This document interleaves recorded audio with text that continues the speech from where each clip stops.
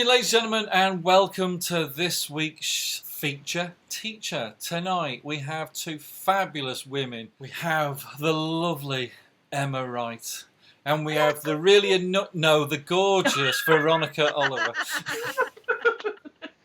She's lovely, You're going to get really. in so much trouble on this one. Yes, Okay. yes. You're going to get in a whole world of trouble. Thank you, ladies, for coming on and having the mick take out of you for the next 3/4 of an hour. That's becoming the tradition. I'm sorry, that's how it goes.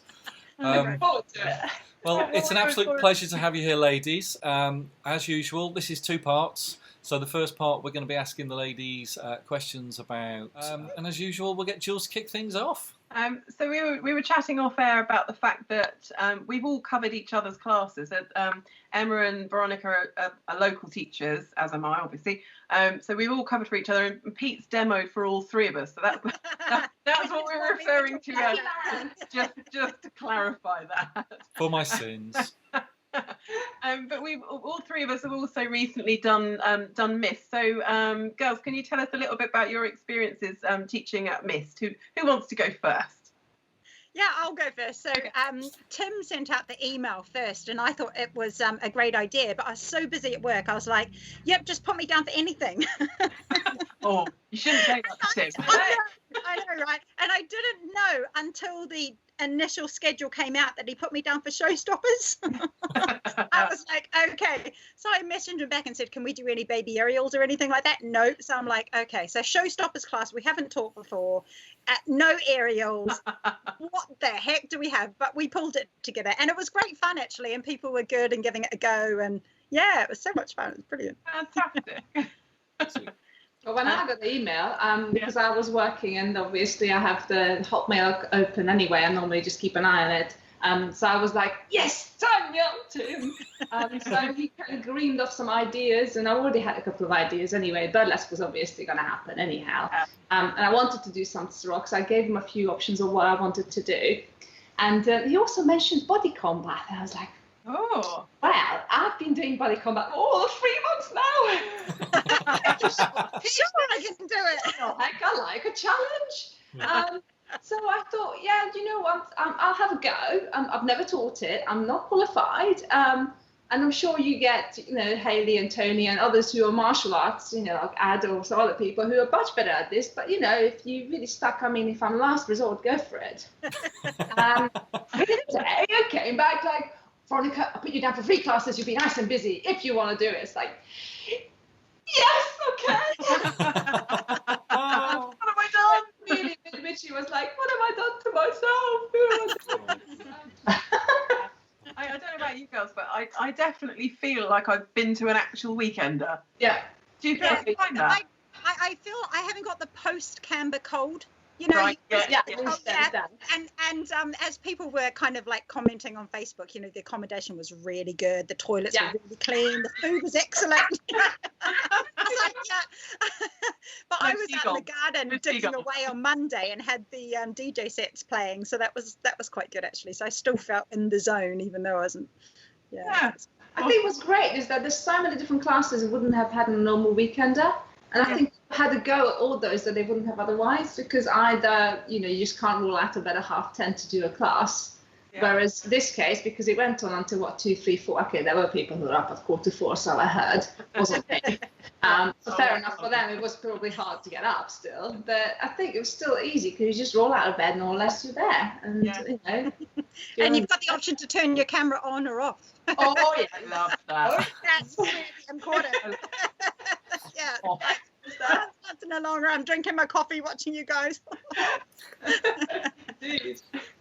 Poor old Pete is sort of sat there nodding. He was working, so Pete wasn't at MIST. Oh no! Yeah, sadly, like most weekenders these days, I have to work, and we were working the entire weekend. So we've featured, you won't know this because you haven't seen the show yet, we've featured a clip of both of you in action with your Dance in the Pants videos. So you've been involved with that, and you've also been doing online live stuff, haven't you, for your own venues? Yep. Can you tell us a little bit about that, what you've been doing? Yeah, sure. So we pretty much started online classes, I think a couple of weeks into quarantine, basically because we just knew that there were a whole lot of people, because I usually teach at Shelford, and there's a whole lot of people who would regularly come out on a Sunday and obviously wanting to give them something. So G, who hates teaching beginners, he was like, no, I don't want to do beginners, because he has to concentrate on his footwork, because do you know what I mean? You can't be kind of lazy with your feet or whatever. So I'm just like, okay. So Tishi stepped in, my daughter, and she's been fab, and we've had a real good laugh. She'll sing along to the music and put me off completely, and I'm doing the guide bit anyway and trying to do the teaching, and I'm just like, stop it. Cracking me up. And then G comes in and does intermediates with me, just a half-hour class, and then Lance McCarthy goes on and DJs with the full, he's sitting there bouncing behind the desk with the Ceroc banner and the light going and stuff. Just like, we do Wednesday night classes, and we have a different setup. We're similar to Emma's, actually, more like. So we do a beginners class, and then in the break I tend to have a chat with our local kind of DJs and teachers and things. And then we have an intermediate class, and then we go into a freestyle, which we also moved on to Zoom because of obvious reasons. But I'm still staying on live, which is really weird, because I'm staying on live. We turn the music off, but my head mic's still on, so people can still hear me talking on live. Okay. And there's people still watching on live. It's like, what are you doing? In no particular order, can either of you remember how you actually first got into Ceroc? I do. It was my ex-husband, boyfriend at the time, who had done it a few times, and that was back in 1998.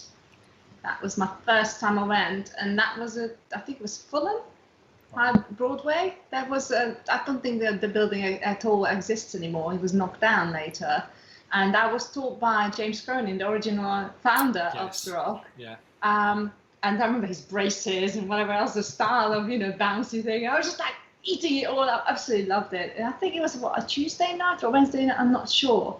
I think it was a Tuesday, and because it was a bit of a hassle to drive to, we didn't really do that much of it. So we did it a few times. I kind of liked it, but then I couldn't drive at the time, funnily enough. I didn't pass my driving test just yet. So I was reliant on him giving us a ride there. And so he felt like, nah, I don't want to do it. And then wind on 2 years, 2000 is when actually he was my husband by then. He said that he saw some people doing busking in the Kingston Town Centre, which was Annalisa Martin, her lot, setting up the Surbiton venue at the first time. So she's giving out flyers. And that was on a Tuesday night as well. And we went along. I totally fell in love, of course, and went straight in like head first.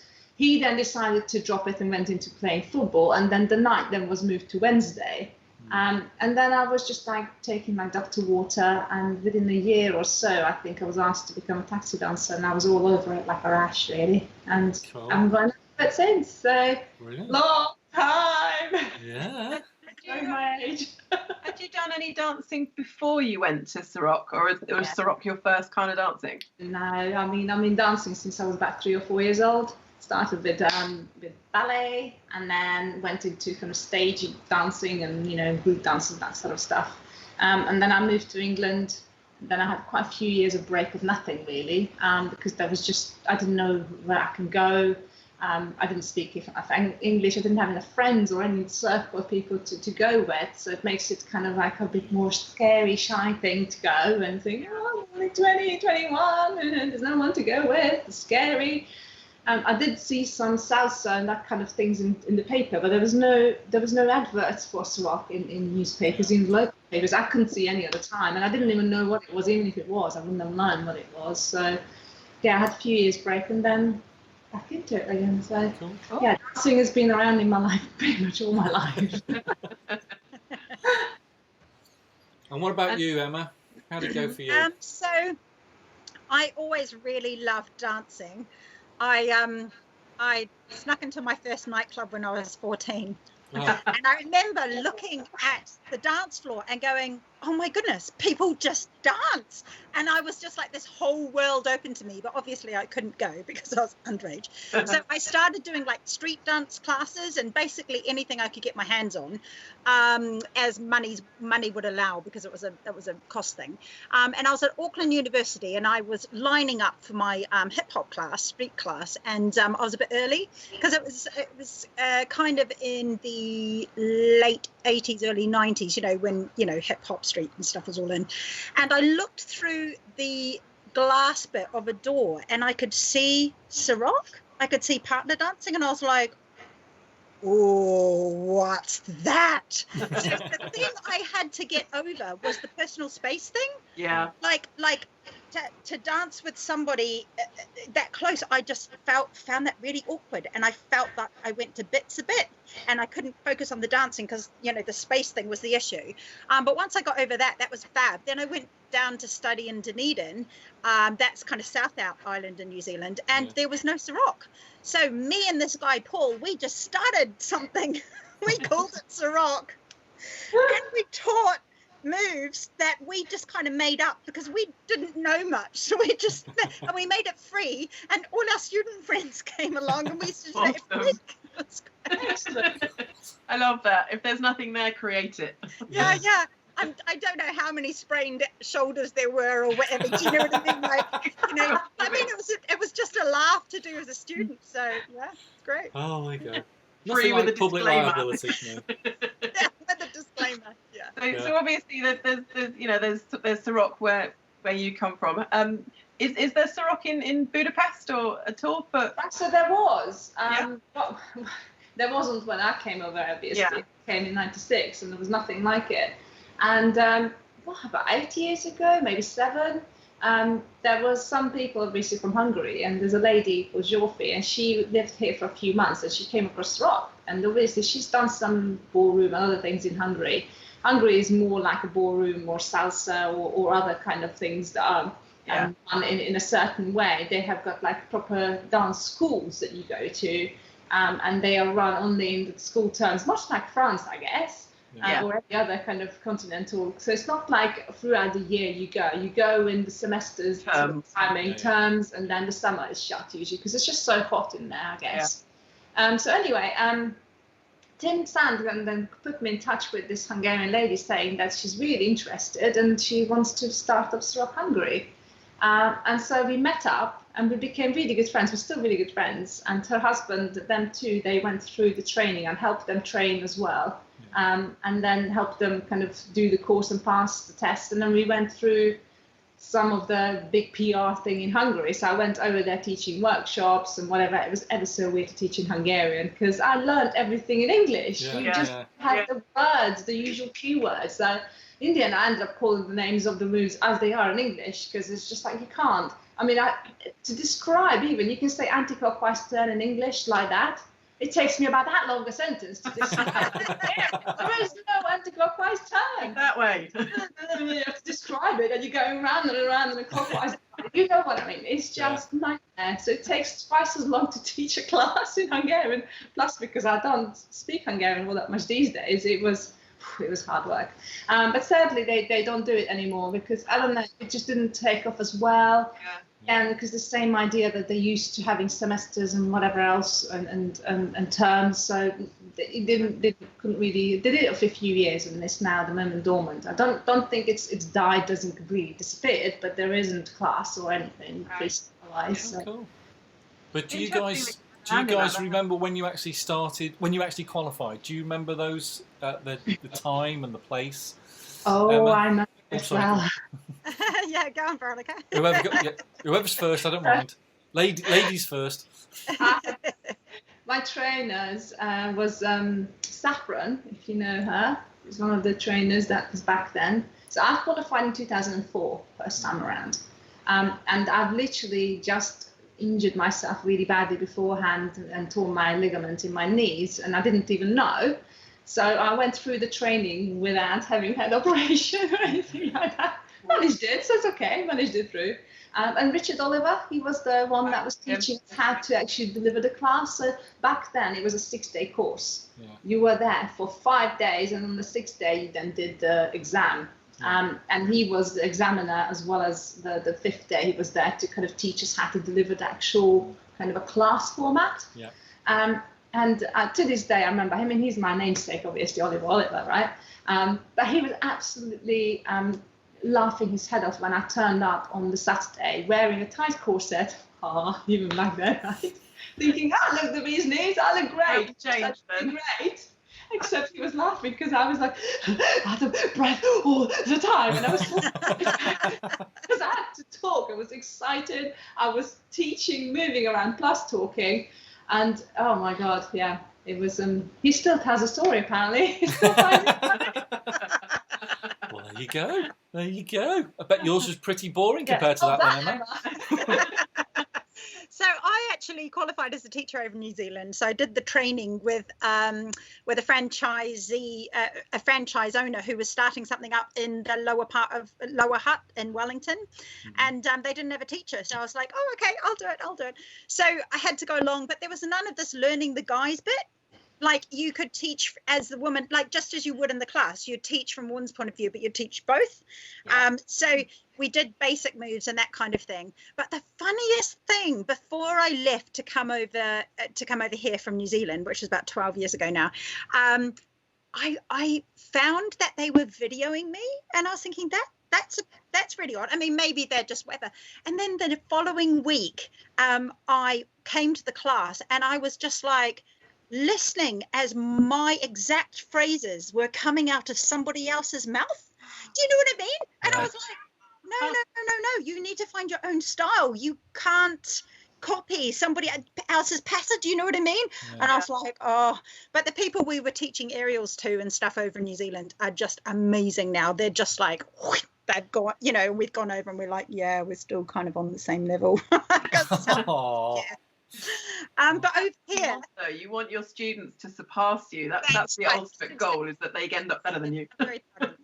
But over here it was so funny. So I tried for ages to get teaching whatever, and I finally got the green light to do the kind of quick weekend refresher course thing, whatever. But I had to go for an interview with Tim Sant at Pimlico in London, and I was like completely bricking it. And the worst thing was I'd had sugar in the car on the way there, and I don't eat much sugar. And so just like Veronika, when you're like nervous enough, like, up in another level. And so I like knew he wanted to talk to me and stuff, and I was like, I don't know any of the beginner moves as from the guy's point of view.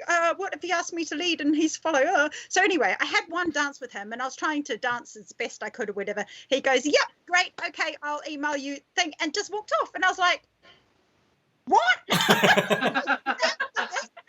I was like trying to think of all the beginner moves and trying to think, and I was just like, what? So then I actually went and I stayed with Dan and Miranda Hewitt Green.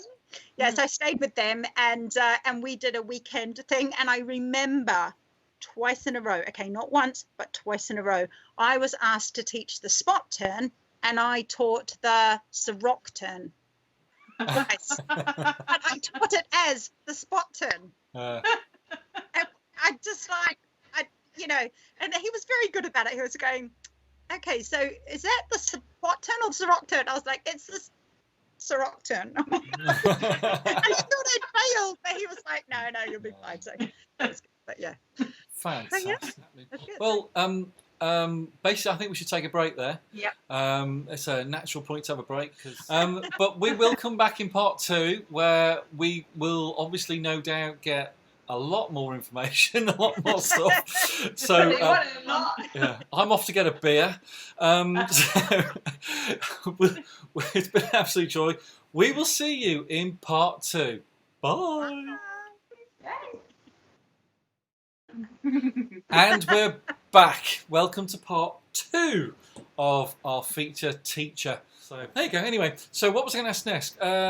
Yes, because obviously you are international teachers and things, but we discovered you both have some specialities. I know Emma very briefly touched on it a moment ago.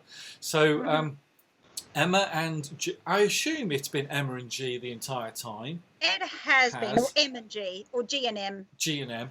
Single letter. Just makes it easy. Yeah, G for David. Yeah. Gem. And obviously Veronika. So of course with Emma it's the aerials, and with Veronika it's the I want to say, no, I'm not going to say a naughty word. It's the burlesque. I don't even want to know what those are. Yeah, something else came to mind, but I thought family show. So, ladies, would you like to expand on your knowledge and history of how you became specialised in those particular areas? Yes, well, I think it first started when I met G, and I made it very clear that I would never marry anyone who couldn't dance. And he had Who knows what she wants? he had not danced at all. Like, his mum had written him notes so he didn't have to do country line dancing or whatever at school. You know, when you gotta hold the hand. Nothing. So when he started coming along to Ceroc, I was like, okay, that's good A for effort kind of thing. And then actually he's quite a good height for me, because I'm a little bit taller than what you'd like a 40 kilogram small soaking wet thing you can throw around your head if you're going to do aerials properly. And he is kind of, he likes dancing fast with momentum, and I really like that as well. So yeah, no health and safety in New Zealand. I mean, it's less. Because we were back there a few years ago now, and we did a ballroom drop in the intermediate class. You know, it's just like that. You just do moves. And so we were in a cabaret, and obviously with the franchise I was in, we did aerials and learnt some really fun stuff and learnt the principles of them, and that's how we really like it. So we've kind of toned it down to baby aerials. And I have to remind myself, if you're doing baby aerials, about that personal space thing, which isn't so much of an issue for me anymore. But actually, if you are going to do baby aerials or something, you do need to get really up close and personal. So you kind of need to know that before you do the class. But yeah, I love anything with momentum, speed and height. Lovely. Yeah. Oh, well, I have all three. Hey! Oh, drop it, Mike. I'm out of here.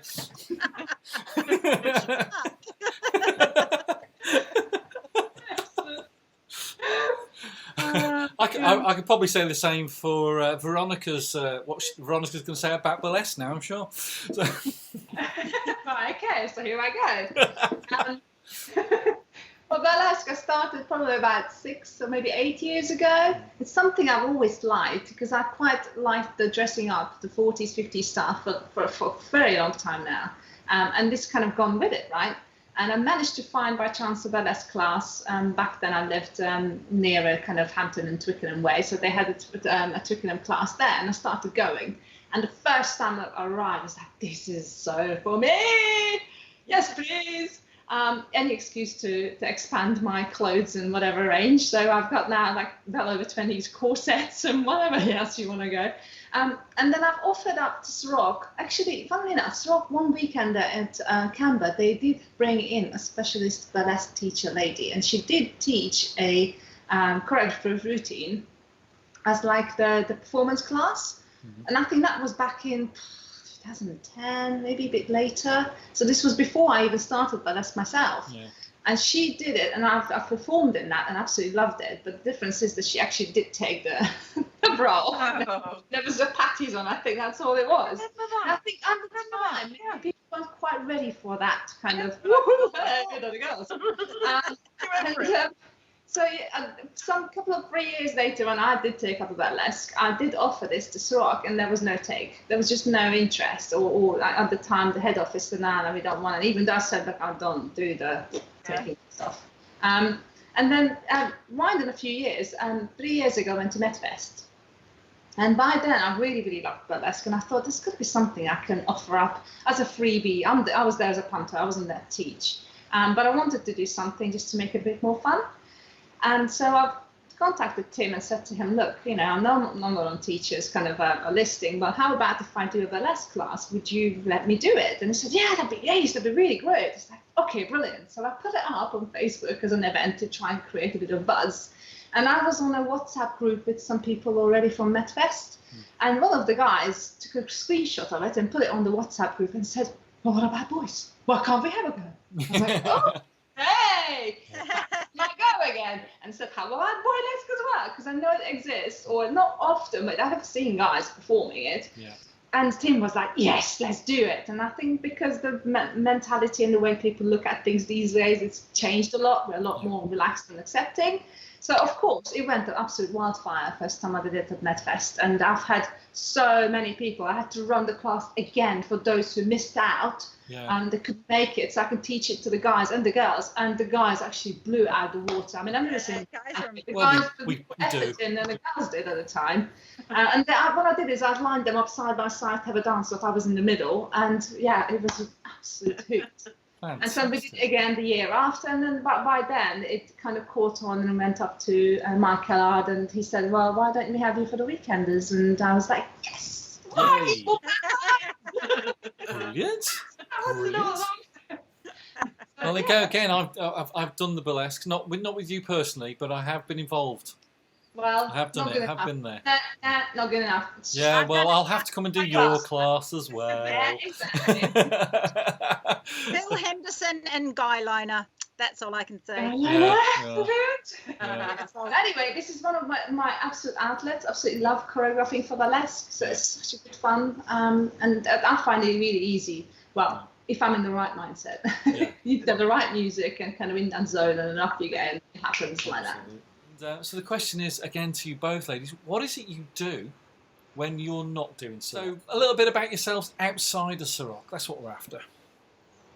Okay, yep. So I'm actually a pharmacist in education. So I do teaching. I'm more of a teacher than I ever was a pharmacist. I don't quite fit the pharmacist mold. A lot of people think I take drugs rather than give them out. I have had that before. It was like, when I saw your hair color, I thought you were taking drugs. I'm like, thanks. But I really enjoy teaching, and I actually did a Masters of Education in taking face-to-face workshops online. So I have never been busier. Just like got work being thrown at me at the moment. So that's kind of like. And then, of course, I've got one son who is going off to uni, hopefully, if they're open. And then we've got 3 doing school at home. So that's a bit of a challenge. And I also volunteer at a performing arts charity for kids. So I'm doing that online. So we're having people chop down the trees outside our house. And I was prancing around prancing around our space. I do dancing with, getting the kids to all sing and do a dance or whatever. Don't know what the neighbours think. And I don't know whether you can see, but I've painted a chest of drawers. Oh, cool. Wow, they're amazing. Wow. That's phenomenal. I want you to come and see our whole house. Basically, how did you do that? G bought me a really boring black chest of drawers like his, and I was like, no. So then I took the IKEA ones and stripped them back. But it's going to be the corner of the wall next, because I'm just like, I'm going nuts. I need to do something else creative. So watch this space. Wow. Awesome. Did you come up with that picture yourself, though? Did you just go, I just doodle on it? And I got the general. I wasn't brave enough. So I did this kind of like, how do I do clouds? How do I do stuff? So I did all the bits because, I was like, I just need to make sure this works. And then I kind of spent, used the techniques and stuff, and then just, That's phenomenal. Really, really lovely. Stuff like that. Yes, Veronika. So what is it you do when you're not doing Ceroc? Right, so I am in full-time work. I'm an IT consultant, business process consultant. Used to do project management, but I've been an IT geek all my life. Well, since I left college, more or less. So yeah, I've been busy as well, not stopped working. I've been working from home anyway most of the time before the lockdown happened, so there's not much new to me. In terms of other things I do, yes, I had to think about this one, but I love doing lots of makeup, and it's not just the pretty things. I like doing scary stuff as well. You're really good at it. Some of your Facebook pictures are amazing. So yeah, one year I decided to do a Terminator one, and I thought I'd do that. So it took me an hour and a half to put a Terminator kind of a face thing on, and it's all face painting and faff, and it was so much that eventually my eyes was bloodshot red because of all the pain. So it was actually worked out really well. Get the red eye. Spot on, as it say. But I also love all the dressing up. So probably people ask me like, how much clothes you must have, and I do have a special separate cupboard with drawers and things that's full of dressing up gear. I've got everything. Yeah. I mean, Amazing. everything. It's I've got a very dressing rare. up I need to buy cupboard. something extra. I'm one way that I can repurpose things and just, throw something else and make it look a bit different. But I absolutely love doing that sort of stuff to dress up, any excuse for that. But yeah, lately I've been doing gardening because thought, digging for victory. So I dug up Anne's garden. Yeah. Yeah. Don't you bake as well though, Veronica? Yes, Don't you cook? I love different baking, things? but I've been baking since I was 12. It's something I really love doing. So now I can get myself into things like hominy pie. Do you know what that is? No. Right, so VE Day was my perfect thing because we did our Ceroc thing that day as well, specifically. And I was dressing up 40s. Yes, please. So yeah, of course, did the hair, did the makeup, got the nice dress. And yes, I've looked up some food. Or what sort of food did they eat on the VE Day? What sort of things would they have had? Spam. So I found some pies. Okay, hominy pie was probably one of them, and that's got potatoes, I think cream and eggs and cheese. I mean, probably wouldn't have had cream and maybe a little bit of not much of an egg either, but it was quite a basic pie. It was really thick, crusty. I can't tell you anything about it. It was really tasty. Carb loading. So good. And I came up with also, because I found some wild garlic, I've discovered a couple of years ago, and I was like, I really want to pick some, but there's nothing around this area. And of course, with lockdown, there's no chance. So I've posted up onto the local Facebook group to the little village to say who knows if there's any wild garlic anywhere. And someone said, I've got loads in the back of my garden, so I'll give you some. And I thought she'd just snip me a few leaves. She dug up, I'm not kidding you, like a massive bag full. Yeah. So I now got it outside in the bucket. So I made this wild garlic and cheese scones. I'm telling you guys, it's the thing. Yeah, lots of cooking, lots of baking here. I'm making my own yogurt now. I've got a yogurt maker, so I'm just chuck it in milk and sort it out and have that. So into everything. Yep. Oh, hello. Oh. She's been outside my door and she was like, Chloe, to come in today. What's her name? Sorry, girls. I think that's my favourite guest so far. She's I very know my place. Get licked to death before anything, you know. Aww. So cute. Aww. Teddy bear. Yeah. Okay, right. It's that time of the night. Haven't said at the beginning of the show because I completely forgot to say, don't forget at the end of the interview, our ladies will reveal their fun fact. Yes, we completely forgot when we were starting the interview to mention that, but hey, we've been doing it for so long, you know what's going to happen. But before we do that, as always, we're going to do our quick fire round. Now, this should be quicker than usual. Because that's what we want. It's called quick fire. We're going to try and make it quick fire. I'm going to start first, and I'm going to ask Veronika, and then I'm going to ask Emma, and then obviously Jules will ask Veronika and Emma and so forth. So are you ready, ladies, for your quick fire round? Yes. Fingers crossed it's quick fire this week. So here we go. Silk or Ceroc? Silk. Are you asking? Veronika. Silk. Silk. Emma. Ceroc. Okay. Auckland or Budapest? Auckland. Budapest. That was an easy one. Of course. Easy one. Fireball or Dance Monkey? Fireball. Fireball. Go, girl. Put it here. This is going to start a fight. Shalford or Mitchett? Shalford. No. Absolutely, Richard. Absolutely. Okay. Dance with a stranger or fixed partner? Ooh. Ooh, I'm thinking. If you've got an answer, go for it. Dance with a stranger. Dance with a stranger. I'd go with Dance with a Stranger as well. Dance with a All stranger. right. Okay, and your last one. Canberra or Southport? Canberra. Canberra. Wow. That was quick. There was no, Awesome. no Quickest. thinking about that. Like Canberra. Yeah, Canberra. Yeah. It took like 7 hours to get there. Yeah. It's always the tricky one, that. It's always the tricky one. But you guys, right, no, we're going to Canberra. Simple as. So, so have a drink. It's that time of the interview, sadly. We're almost at an end, but before we go, and we'd like to express our thanks and love to you ladies for coming on the show. Thank you so much. It's been absolutely joyful. We've had a good old chinwag, I kid you not. We thought Mark Kerr's interview was long, but that was due to technical issues. But trust me, I know how long this has taken. Just pure interview. So before we go, Second day now. yeah. Before we go, the lovely ladies are going to reveal their fun facts. So I'm going to come to Veronika first. Veronika, please, will you kindly reveal your fun fact? So I became a tutor in Russian language when I was 13 years old for an older classmate or younger classmate who failed a year. Cool. So that's my fact.